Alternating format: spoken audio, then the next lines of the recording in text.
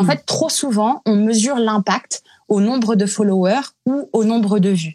Or, c'est pas parce que ta vidéo elle a été vue 1 million de fois, par exemple, que elle a impacté. On va mesurer l'impact à combien de commentaires ça a généré, combien de fois elle a été partagée, est-ce que ça t'a rapporté des abonnés et des abonnés qualifiés.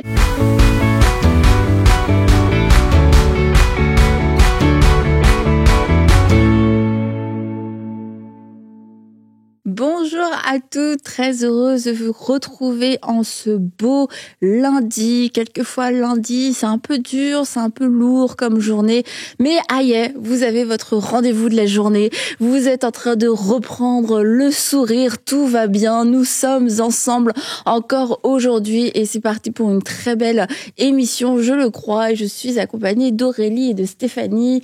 Hello les filles. Hello, hello Annabelle. En forme. Très en forme. Ça va bien Aurélie? Oui. Oui. Stéphanie, elle est sur. Stéphanie. Je sais pas si c'est l'énergie ou la caféine. les deux. Et bien en plus nous sommes les filles dans la semaine d'Action de grâce ici au Canada, qui n'est pas l'Action de grâce aux États-Unis, Thanksgiving. Donc nous on a une date différente au Canada et c'est une belle semaine pour se rappeler, pour prendre le temps de se rappeler de ce que Dieu fait pour nous, de ce que Dieu a fait pour nous. Alors on veut se réjouir toute la semaine et puis aussi vous lancez ce défi, même si vous ne fêtez pas l'Action de grâce dans votre pays, sachez qu'ici l'Action de grâce existe. Alors nous vous le communiquons parce que c'est une belle fête, je trouve, pour pouvoir pour pouvoir se rappeler de ce que Dieu a fait. Exact, c'est un beau moment, juste pour écrire une petite pensée ou peut-être dans son cœur dire merci Seigneur pour nos enfants, notre mari, ce qu'il a fait pour nous. C'est une belle fête. On peut réécouter l'émission avec Freddy, pasteur Freddy, sur construire un foyer de rêve, où Stéphanie, tu nous racontes tes flops de l'Action de grâce. Comme ça vous donnera des idées, des choses qu'il faut pas faire ou ne pas faire. Écoute, en tout cas, je suis reconnaissante pour vous les filles, puis reconnaissante aussi pour cette émission. Par contre, Madame n'a jamais été un flop, par exemple. Bravo Stéphanie. Tu sais, nous ne demandons qu'à voir et qu'à écouter. Je parle, mais c'est vrai que vous devez venir à la maison. Alors, nous sommes reconnaissantes pour tout ce que Dieu fait à travers les émissions. Comment on peut lire aussi vos commentaires et n'hésitez pas à envoyer vos témoignages pour nous témoigner de ce que À table avec Annabelle apporte aussi dans votre vie. emcitv.com/ témoignages et ça va nous encourager aussi et puis on peut lire les témoignages de temps à autre, comme ça encourage aussi les autres. Et aujourd'hui nous avons une invitée qui est déjà venue dans À table avec Annabelle et aujourd'hui on la retrouve un peu sous un autre chapeau, une autre casquette. Bonjour Noémie, bienvenue dans À table avec Annabelle. Bonjour à vous toutes, je suis super contente d'être ici aujourd'hui. Nous aussi. Écoute, là, il faut vraiment que tu fasses un petit effort quand même pour venir en vrai, parce qu'on va pas continuer à le faire à distance. On commence à développer une relation à distance.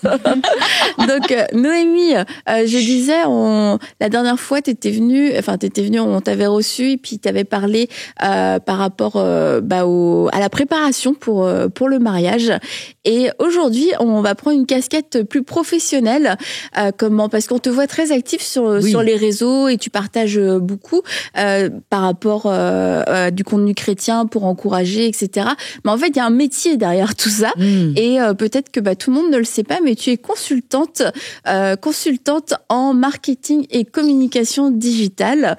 Et du coup, c'est quelque chose que tu fais pas que pour toi, mais tu le fais aussi pour d'autres entreprises, d'autres personnes, etc. Alors aujourd'hui, on voulait avoir ton expertise en tant que consultante pour savoir comment mieux impacter, comment mieux utiliser nos réseaux sociaux. On va avoir une consultation gratuite, en gros. Non, merci. Donc, dis-nous déjà peut-être pourquoi tu fais ça? Qu'est-ce qui t'a amené dans ce couloir? Ouais, moi j'ai commencé des études dans la cuisine parce que j'étais très manuelle, très créatif. Et puis en 2020, il y a eu vraiment un tournant. Moi-même, j'ai voulu prendre une autre direction professionnelle. Et donc, je me suis dit pourquoi pas allier ma passion, qui sont donc les réseaux sociaux, la créativité. J'étais sur les réseaux depuis déjà 2016 pour un ministère à part entière. Et je me suis dit pourquoi pas en faire mon métier de tous les jours et que ça soit plus juste quelque chose d'à côté, mais que quotidiennement, je travaille avec ces outils. Et donc j'ai repris mes études, j'ai fait une 3e année de licence et puis après j'ai fait un master. Donc j'ai fini avec en France, on disait un bac plus 5 en tant que consultant en marketing digital et en stratégie réseaux sociaux. Ouais. Oui, stratégie, pas communication, en effet. C'est pas grave. Avec 5 mots, j'ai réussi à me tromper. Donc, ok, merci. Et en fait, c'est ça, c'est que tu as commencé sur les réseaux sociaux, mais tu n'avais pas de formation. C'est comme tu étais naturellement doué pour les réseaux. Tu as compris comment ça fonctionnait. Ouais, moi je fais partie de la génération Z, donc oui, il faut savoir. Voilà, c'est d'accord, j'ai compris. Non, c'est que Facebook et j'utilisais Facebook que j'étais au collège, donc j'ai un peu grandi avec Facebook, Snapchat, puis après Instagram qui s'est assez développé, donc c'était assez naturel d'aller dans ce chemin-là, sachant que, comme je le disais, en 2020, avec le Covid, il y a eu un shift dans l'utilisation des réseaux. Mais avant, l'algorithme et le principe des réseaux n'étaient pas le même, donc c'était aussi plus facile d'avoir un peu moins d'expérience ou de stratégie prédéfinie et quand même arriver à impacter. Ok, d'accord. Donc, les filles, est-ce que vous avez des questions? Il y a quelque chose comme ça qui me vient à l'esprit quand Noémie parle. C'est est-ce que tu as vu une différence justement parce que là, tu es passé un peu de quelqu'un qui le faisait par passion à quelqu'un qui a étudié dans le domaine. Est-ce que ça vaut le coup d'étudier? Parce qu'apparemment, tu savais déjà plus ou moins comment t'en servir. Quel est le plus qu'on a justement quand on tombe dans le côté professionnel et non pas juste dans le côté je suis créative, c'est cool, je vais le faire, etc. Toute la différence, elle réside dans l'objectif de ce pourquoi vous êtes sur les réseaux. Si l'objectif c'est d'être une personne influente, un créateur de contenu, alors vous n'allez pas forcément avoir besoin de formation dans ce domaine. Vous allez être assez autodidacte, vous former dans la vidéo et dans les principes, les codes, développer petit à petit votre communauté et donc naturellement attirer du trafic. Mais si vous êtes là dans un but de promouvoir un projet, un business, de faire des réseaux sociaux un tremplin pour attirer, fidéliser et signer des clients, là c'est sûr qu'on va avoir besoin d'un côté stratégique et donc d'études un peu plus poussées. Il faut savoir que le marketing, donc là on va parler de marketing, vraiment c'est toutes les stratégies qu'on met en place, l'étude de la cible, l'étude des objectifs, etc., repose énormément sur du psychologique. Donc si vous n'avez pas un minimum de base sur du marketing psychologique, sur de la psychologie que chacun d'entre nous, on est plus ou moins sensible, on va déjà partir avec un frein. Donc les études dans ce domaine-là ou faire appel à des experts, des personnes qualifiées, c'est assez essentiel. Et moi, j'ai une question. C'est quoi ne pas faire sur les réseaux sociaux? C'est quoi la plus grosse erreur qu'on fait ou des pauses qu'on fait qu'on devrait pas faire ou que dis-nous tout. Les plus grosses erreurs sur les réseaux, c'est le manque de régularité et donc ça pêche énormément parce que il faut comprendre que il y a une dark face un peu des réseaux sociaux qui sont liés à la dopamine. Donc ça veut dire que ils ont construit des algorithmes qui vous poussent à aller chercher ce sentiment, cette émotion de dopamine à l'intérieur de vous. Donc par exemple TikTok a été très très fort, il a énormément développé ce système-là, cet algorithme-là où vous scrollez parce que votre cerveau ne sait pas ce qui va se passer après et ça vous envoie un shot de dopamine. Donc c'est très lié aux émotions et à la psychologie, encore une fois. Tout est étudié pour ça. Et donc, le manque de régularité, instantanément, peu importe les plateformes, elles vont vous le faire payer. Donc, quand on dit régularité, on peut en parler après. C'est pas forcément de poster en type de vidéo ou de post. On va plus être actif sur de la story pour continuer à avoir ce fil rouge et puis en même temps pas perdre la communauté. Mais on voit indirectement quelqu'un qui n'est pas régulier dans ses posts, dans sa proposition proposition de contenu, la plateforme la pénalise directement. Quelque chose aussi de... Qu'est-ce que tu veux dire? Excuse-moi, Naomi. Qu'est-ce que tu veux dire, la plateforme la pénalise automatiquement? Qu'est-ce que c'est? En fait, quand, par exemple, vous publiez un réel, je vais parler d'Instagram, quand vous publiez un réel, Instagram va la projeter, donc ils sont constamment en train de faire des mises à jour sur les algorithmes, et Instagram va la montrer à un petit pourcentage de vos abonnés. Et puis ensuite, si vos abonnés ils regardent pas cette vidéo, il va pas la propulser à un plus grand nombre de votre communauté et la tirer vers les extérieurs avec des personnes qui vous suivent pas. Donc là, on est vraiment dans la théorie pure. C'est Adam Messouri ou Messouri, je sais plus jamais. Bref, il est dirigeant de Instagram et il vous explique souvent comment ils programment leur algorithme. Et donc forcément, si vous êtes pas dans cette constance, dans ce lien constant avec la communauté, forcément votre réel il va être moins mis en avant, même à ce petit groupe de personnes. Ou ce petit groupe de personnes va être désintéressé de ce que vous avez fait. Donc du coup, vos vues vont chuter. Ok. T'as été déçue, Annabelle, d'entendre que... là, je me dis, je suis sûre. J'aurais une autre question. Attends, elle avait d'autres erreurs. D'autres erreurs, excusez-moi. D'autres erreurs. Déjà, elle est majeure, celle-là, pour moi, par exemple. Vas-y, continue.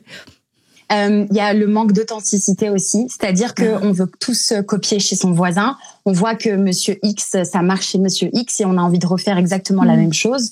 Sauf que on est tellement bombardé d'informations, on vit dans un monde qui cherche constamment notre attention dans le but de prendre votre temps pour après que vous achetiez. En fait, quand c'est gratuit, c'est vous le produit. C'est jamais gratuit, quelque chose n'est jamais gratuit.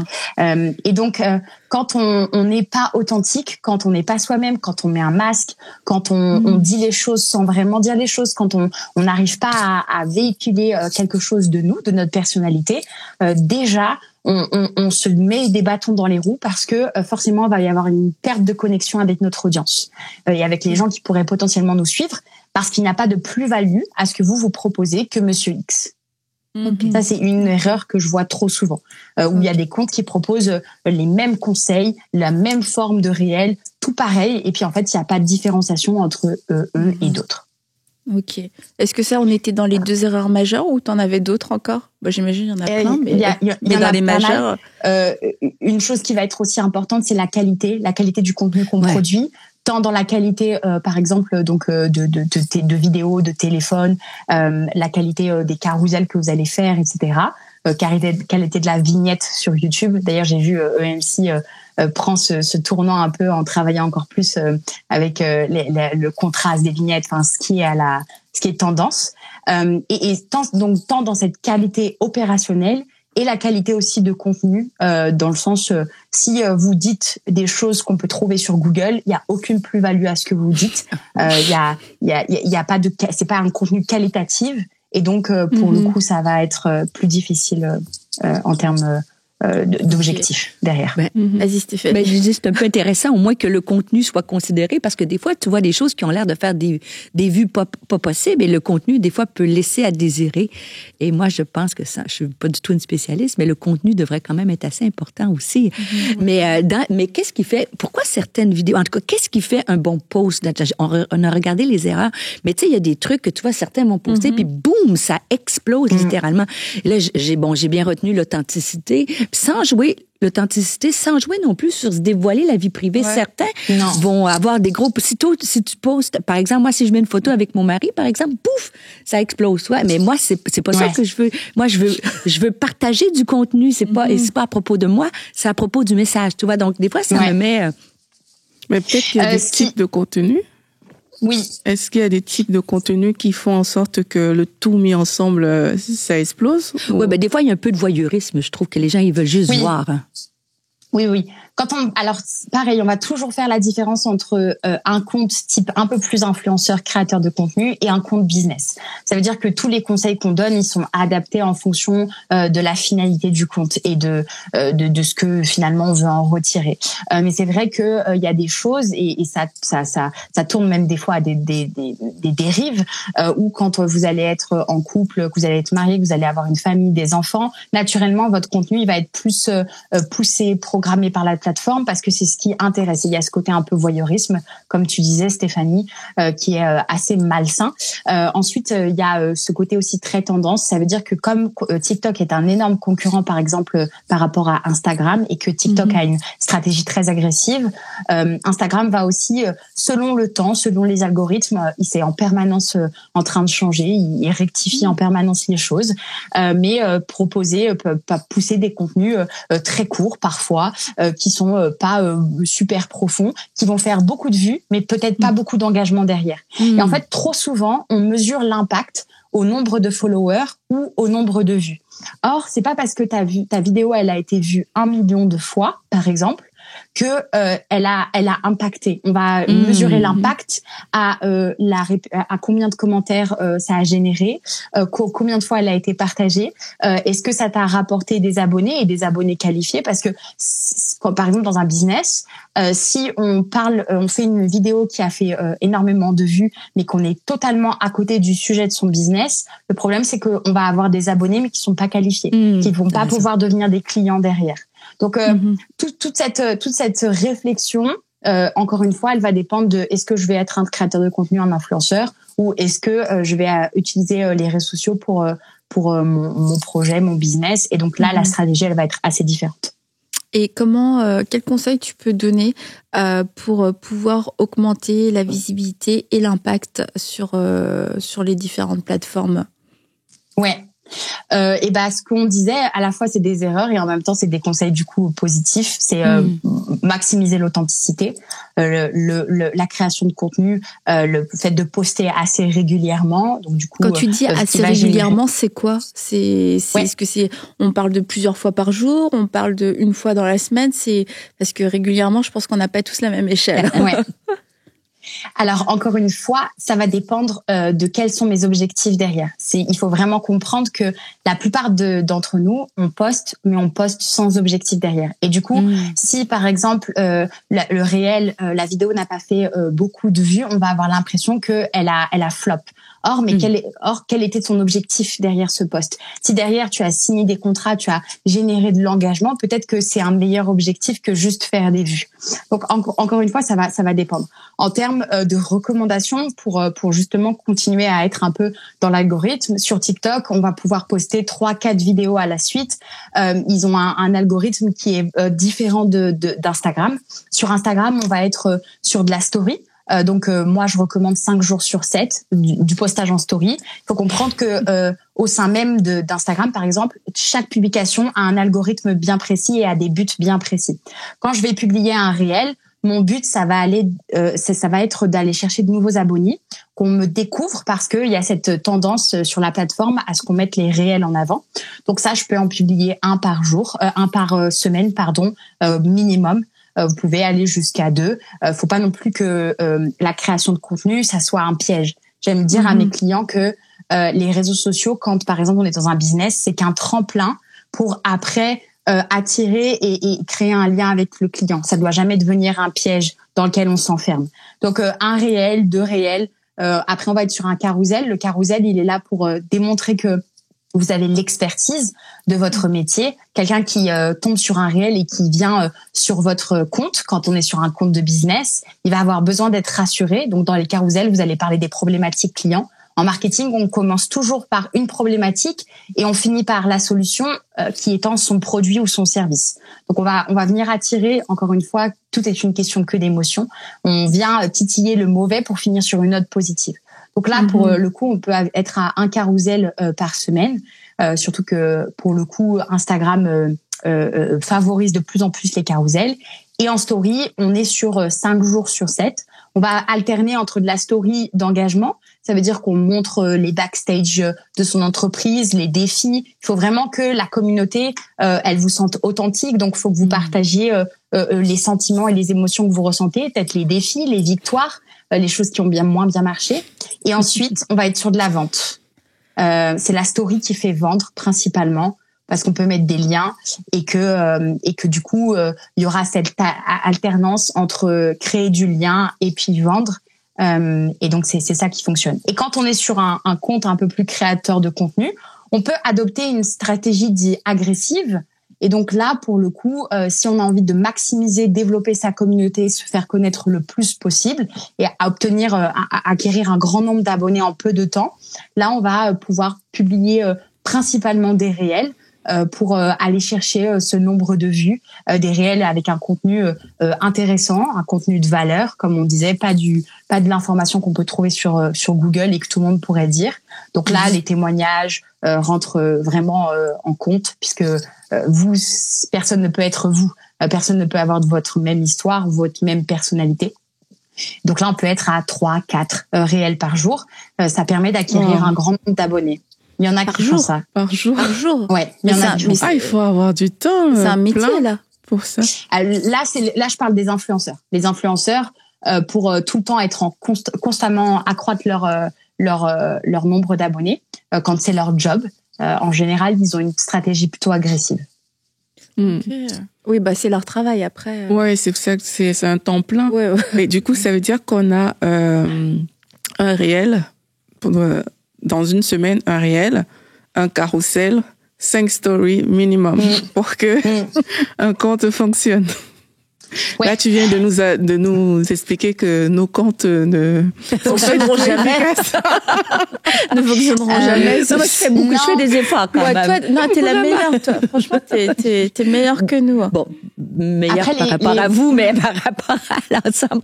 Je ne veux pas vous expliquer. Et comme très bonne. Après, juste les recommandations que là je donne, que j'expose, c'est des recommandations un peu universelles pour tout le monde. C'est-à-dire que c'est comme ça qu'on nous explique les choses. Après, encore une fois, il y a des anomalies des fois où il y a des personnes en fait qui vont pas souvent poster et puis leur contenu il va marcher parce que par exemple de l'extérieur vous avez déjà une d'autres activités. Par exemple, si on prend le cas de À Table, vous êtes présente sur YouTube, vous avez d'autres plateformes qui permettent de développer aussi le ministère, l'image de marque, etc.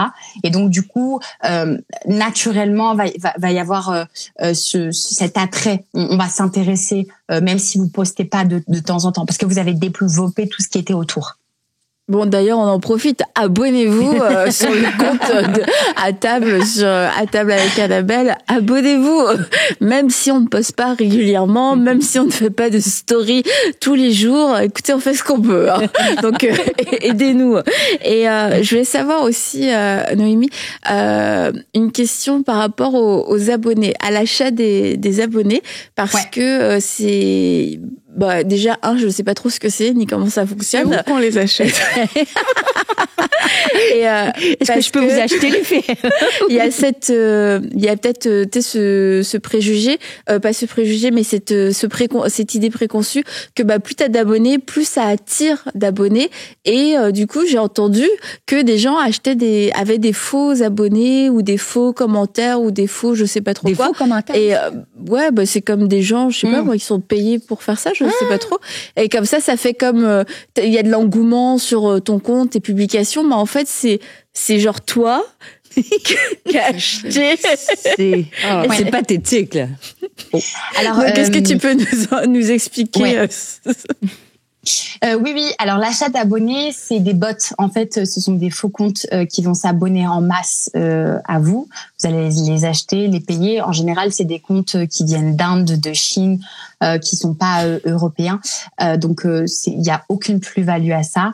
En plus de ça, vous avez une chance sur 2 que Instagram vous banne parce que il va pas comprendre pourquoi. Vous avez 250 personnes, 300, 400 qui s'abonnent en 5 minutes à vous, alors que vous avez pas. Enfin, il peut pas faire le lien avec le fait que vous avez publié un réel et c'est ça qui vous ramène les abonnés. Cette stratégie, elle a beaucoup été utilisée avant le Covid et un petit peu après, mais maintenant elle s'éteint. Premièrement parce que on calcule plus l'impact d'un compte plus trop à son nombre d'abonnés, mais à son taux d'engagement.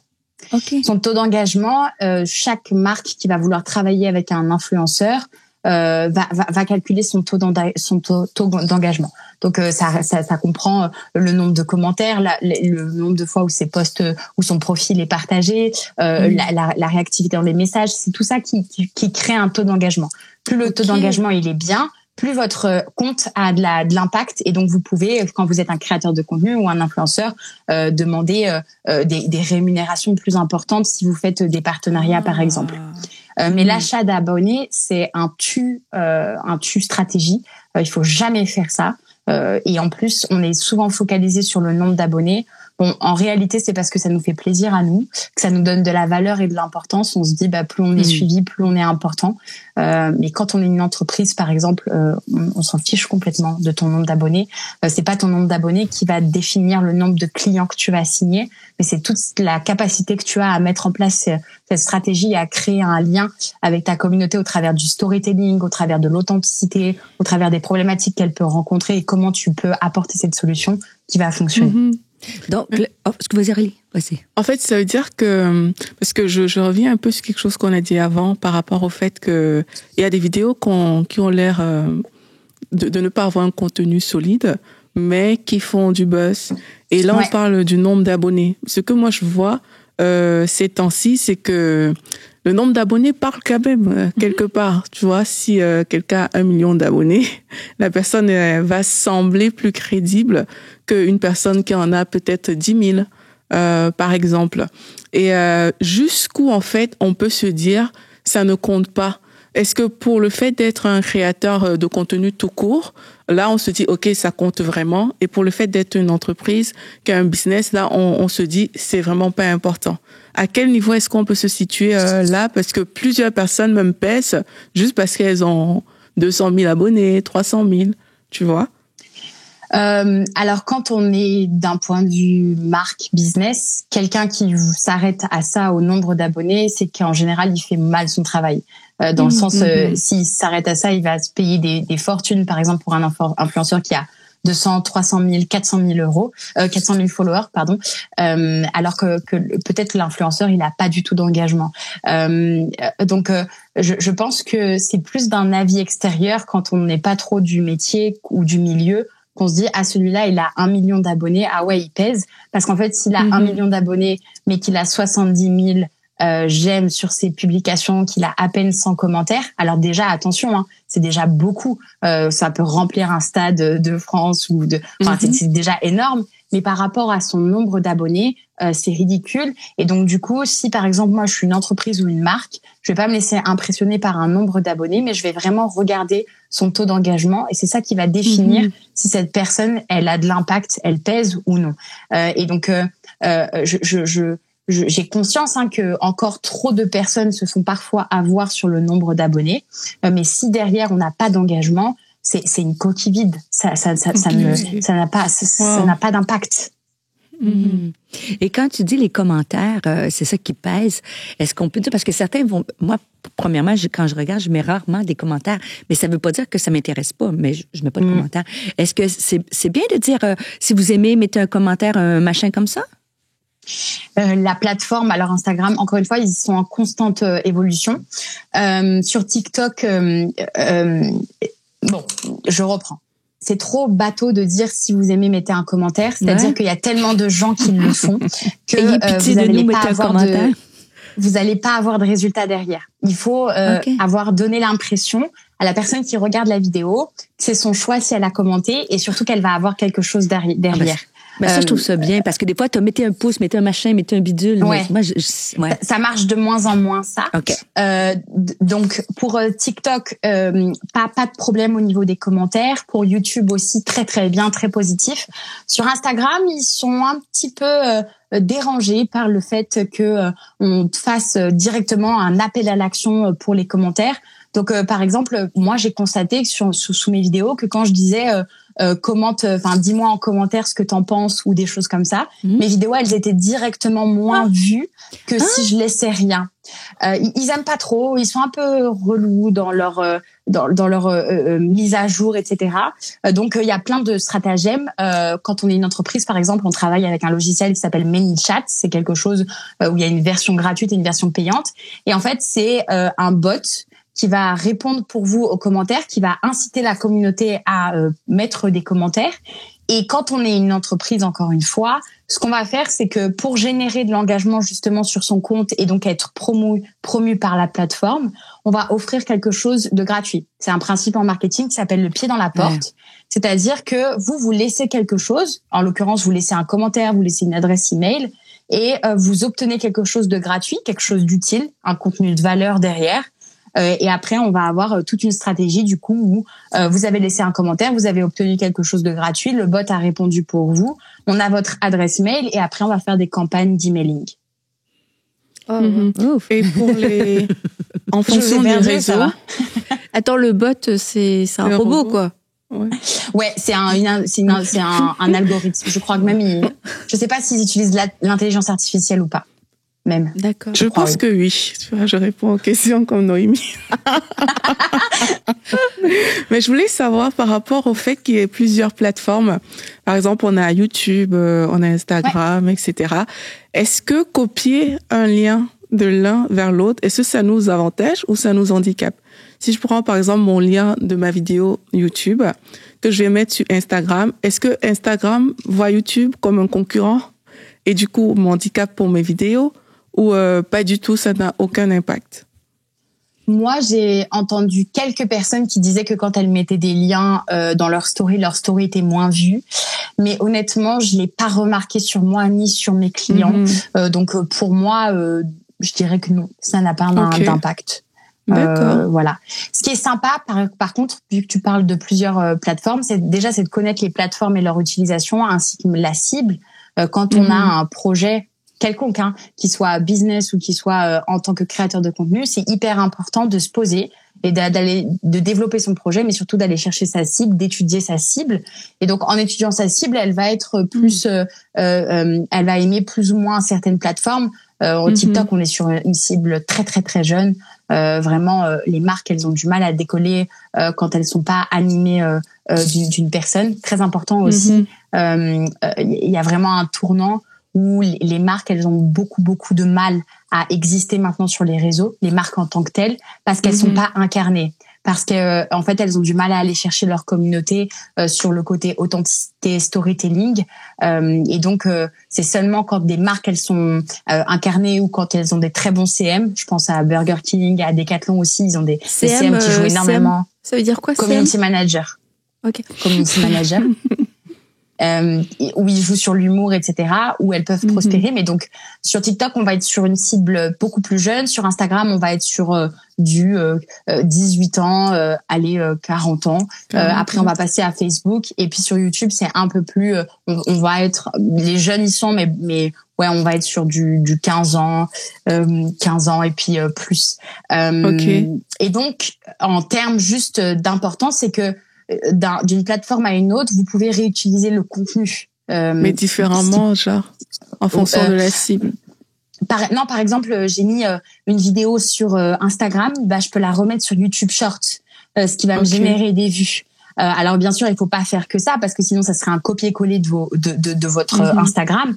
Mais pour générer du trafic, vous pouvez jouer entre les différentes plateformes et les différents algorithmes de cette manière, ce qui économise du temps et de l'énergie. Par exemple, à mes clients, ils n'ont pas 40 vidéos à faire, mais ils en font une ou deux qui vont publier sur leurs différentes plateformes. En parlant de vidéos à faire, est-ce que toi tu conseilles de faire appel à des professionnels pour pouvoir te filmer, prendre des photos, etc. Ou alors on est dans l'ère de l'authenticité, puis j'y vais avec mon téléphone, avec mes petites photos, mes petites vidéos. Qu'est-ce qui est le mieux? Est-ce qu'il y a un mieux ou est-ce que ça dépend? Ça dépend de l'image de marque qu'on veut faire ressortir. Ça veut dire que, par exemple, si vous êtes une marque de bijoux, si vous filmez que avec votre téléphone, que vous n'avez pas de graphisme, d'univers de marque derrière, de belles photos de mise en avant de vos produits, c'est sûr que ça va être un peu plus difficile d'aller vous construire une communauté qui a confiance en vous. C'est toujours un peu les premiers clients qu'il faut aller chercher, puis après vous avez des avis, donc ça va. Et donc quand on est une grande chaîne de télé, on va pouvoir par exemple jouer entre des réels très authentiques filmés à l'iPhone avec de la voix off, on va pouvoir jouer sur de l'humour, etc. Et en même temps, pour lisser et garder cette image de marque et de confiance de professionnel, on va quand même investir dans du matériel. Quand on est un petit entrepreneur, on n'a pas besoin, mis à part des photos de qualité pour son site internet et puis sa communication, on n'a pas besoin d'investir des 1000 et des cents dans l'opérationnel, dans la vidéo. Par contre, ce qui va être hyper important, c'est de réfléchir et d'investir dans la stratégie. Donc stratégie, j'entends par là l'univers de marque avec du graphisme, création vraiment de tout ce qui est couleur, police, quel message je veux faire ressentir et donner à ma cible. Et puis après le côté stratégique marketing, où là c'est important de le développer en amont parce que ça évite beaucoup d'erreurs d'avance. Et au niveau des collabs, parce que je croule sous les demandes de collaboration, mais c'est pas vrai du tout. Mais au niveau des collabs, est-ce que ça donne du crédit? Est-ce que c'est quelque chose de bon pour un compte? Parce que tu vois, moi, il y avait une fille que je suivais et j'aimais bien son contenu. Puis en fait, à un moment donné, moi, j'ai l'impression qu'elle faisait que des collabs et qu'elle partageait que du contenu commercial et c'était des pubs en fait qu'elle faisait. Et moi, je me suis désabonnée. Mais pourtant, elle a beaucoup d'abonnés. Donc, comment t'expliques ça? Encore une fois, beaucoup d'abonnés ne veut pas dire que justement sa communauté elle est engagée ou elle aime ce qu'elle fait. C'est vrai qu'il y a eu une ère, les choses changent très vite. Dans le digital, ça veut dire que ce que je peux vous dire aujourd'hui, dans un mois, ça peut être obsolète. Ça change très très très très vite. Bon, un mois, j'exagère un peu, mais voilà, ça change vraiment vite. Donc, il y a eu une ère, un temps où les influenceurs étaient très prisés par les marques. Donc eux, ils pouvaient mettre des 1000 et des 100. Il y a eu toute une polémique en France. On a eu des lois même qui ont cadré ça parce que ça partait dans tous les sens et beaucoup de gens se sont fait arnaquer. Des influenceurs perdaient justement leur authenticité à devenir juste un compte publicitaire et plus à créer ce lien avec leur communauté, ce partage authentique. Donc je pense que c'est comme dans tout. Il faut un équilibre. Après, il y a des partis pris. Il y a des personnes qui décident de jamais faire de collaboration parce qu'elles estiment que leur compte n'est pas un panneau publicitaire. Il y en a d'autres, ça fait plus de sens avec qui elles sont et le contenu qu'elles produisent. Par exemple, je pense aux créatrices de contenu qui sont des mamans et qui font la marque, la promotion d'une marque éthique sur soit les couches, soit les produits pour les enfants ou pour des vêtements. Ça va dépendre aussi vraiment de l'axe que l'influenceur ou le créateur de contenu a choisi et est-ce que ça colle avec qui il est, sa personnalité et ce qu'il veut faire ressentir à sa communauté. Bon, ça me donne, je parle pas des collabs, mais en général, ça me donne de l'espoir et du désespoir en même temps. Mais t'as dit que les choses pouvaient changer très vite, donc peut-être qu'à un moment donné, le fait de ne pas poster, le fait d'être irrégulier, ce sera en notre faveur à toi et à moi. Un jour peut-être. Ok. Et est-ce que t'avais une question? Mais moi, je me disais, tu sais, des fois, on parle des réseaux, ça a du ça, bien sûr, tu sais, c'est un entrepreneur, un créatrice de contenu, mais il y a des pièges aussi. Est-ce que tu peux nous dire quelques pièges? J'ai beaucoup aimé parce que déjà, les gens, ils se sentent, j'ai tant de followers, donc je suis important, mais comme tu dis, si t'as pas d'impact, j'ai beaucoup aimé le fait des commentaires et le fait d'être... Alors, quels sont les pièges qui sont pour faire attention pour les gens? C'est vrai, parce que beaucoup de gens veulent être sur les réseaux sociaux, ils postent de leurs assiettes ce qu'ils mangent, à ce qui est leur jardin, assis à ça, mais il y a des pièges quand même. Ouais. Quand on est créatrice excusez-moi, à chaque fois c'est différent parce que c'est pas les mêmes stratégies. Quand on est une influenceuse ou une créatrice de contenu, là forcément ce que veulent les gens c'est créer un lien au travers de ta vie, de ce que toi tu montres. Donc là peut-être qu'on va pouvoir rentrer dans de l'un peu plus personnel. Et encore là quand on se positionne en tant que chrétien, moi je trouve qu'il y a vraiment des limites à avoir. J'ai vu des influenceurs et les gens, beaucoup de personnes justement se perdent parce qu'ils font plus la distinction entre qu'est-ce qu'est le virtuel et qu'est-ce qu'est la réalité. Donc vraiment c'est de se dire aussi dans les pièges, c'est de se dire que les réseaux sociaux ne sont en aucun cas ne prouvent en aucun cas ma valeur. Si ça fonctionne aujourd'hui, ça peut ne pas fonctionner demain. Si ça fonctionne pas demain, ça fonctionne. Enfin, si ça ne fonctionne pas aujourd'hui, ça peut ne fonctionner demain. De se dire que voilà, il n'y a pas de découragement à avoir. De marquer des temps de pause aussi. Moi, je suis entrepreneur. C'est un pari risqué, mais j'ai dit dès le début, j'ai dit le samedi et le dimanche, moi, je suis pas connectée sur mon réseau professionnel. Je déconnecte. C'est pour servir le Seigneur. C'est pour avoir du temps avec ma famille. Je refuse que ça m'absorbe et que j'ai plus de cadre ni de limite à ce job-là. Et puis après, quand vous êtes justement un entrepreneur, quand vous êtes un entrepreneur et que c'est votre business, le danger, c'est que vous vous perdiez entre un contenu qui est trop gratuit, pas axé sur la vente, donc que vous soyez trop dans la communication et pas assez le marketing, ou alors que vous soyez trop dans le je partage ma vie, mes enfants, mon intimité, alors qu'en fait les gens ils sont pas là pour ça, ils sont là pour que vous soyez une personne de confiance sur le professionnel que vous êtes et pas sur la vie personnelle que vous pouvez apporter. C'est pour ça que toi tu as plusieurs comptes en fait, parce que tu sépares selon l'objectif de tes comptes, c'est ça? Ouais. Okay. Oui, parce que mon compte d'influence, c'est un compte qui est là vraiment pour aider les personnes dans leur foi, dans leur recherche de foi, dans vraiment, ça n'a rien à voir avec le business. Et je voulais pas mélanger les deux choses parce que je suis une chrétienne, mais je suis une entrepreneur aussi. Et au travers de mon compte Just Noémie, je vais pas chercher juste des chrétiens, même si je travaille beaucoup avec des chrétiens, je vais aussi chercher des non-chrétiens. Et au travers des valeurs de mon entreprise, de ma manière de travailler, etc., je veux avoir un impact dans leur vie. Et j'avais pas envie de tout mélanger. Je refuse de tout mélanger. Et c'est pour ça aussi que j'ai changé d'univers de marque. Sur Just Noémie, vous allez retrouver du vert. Après, ça, c'est aussi en termes marketing psychologique des couleurs. Chaque couleur va influencer quelque chose à l'intérieur de vous. Donc, c'est très important de travailler sur ça en amont. On va pas avoir le même ressenti quand on a du violet que quand on a du vert que quand on a du bleu. Le bleu, d'ailleurs, c'est pour ça que Facebook, Twitter, etc., était initialement en bleu. Ça véhicule quelque chose de très apaisant. Tout est une question psychologique. Et que dans mon univers autre, Savoir Chrétien Surco, on va être sur des tons un peu plus bleutés, beige. Ça va être quelque chose de très différent. Le but, c'était vraiment de séparer les deux choses. Bah, merci beaucoup pour tous ces conseils et pour ta générosité dans ton expertise. Donc, on peut te contacter aussi directement pour pouvoir avoir accès à tes services si on veut aller plus loin et puis avoir aussi un coaching et puis peut-être une consultation détaillée et plus personnalisée. Merci en tout cas, c'était très très instructif, très intéressant. Oui. J'ai appris plein de choses. Bon, je pense que je percerai jamais sur les réseaux. On se fait une petite story après l'émission. Mais merci, franchement, c'était très très intéressant. Et donc on peut te retrouver sur tes comptes Surco, Savoir Chrétien et sur ton compte pro qui est juste, je sais pas comment on dit, Noémie. Et là on peut te retrouver Noémie. Ok. Moi, j'ai mal, excuse-moi, décidément. Je veux te saboter. Donc, on peut se retrouver. L'authenticité, ça a du poids. Vas-y, continue. Bon, on va s'en tenir.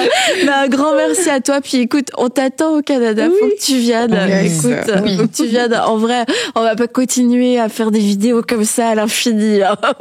Mais merci beaucoup. Merci pour tout. Bye bye. Merci. Bye.